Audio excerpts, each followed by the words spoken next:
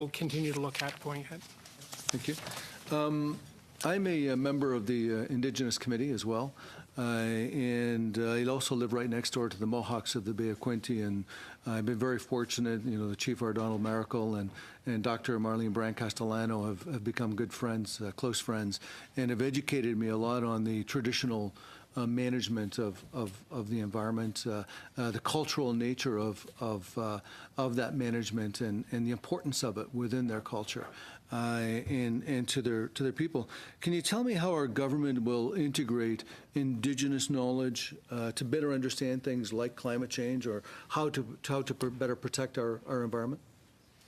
This is a very important point. Indigenous traditional knowledge is already used by Parks Canada, by the Canadian Environmental Assessment and Agency, as well as Environment and Climate Change Canada.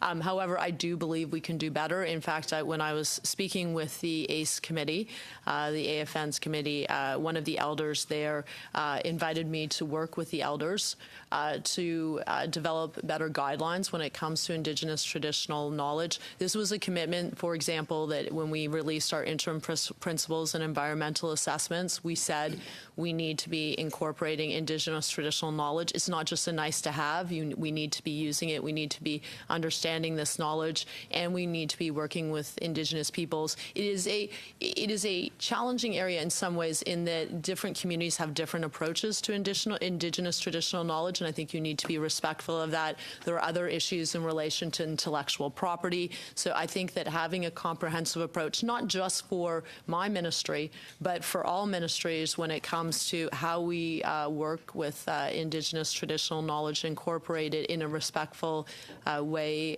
is going to be very important. Thank you, Minister. Thank you. Just so that you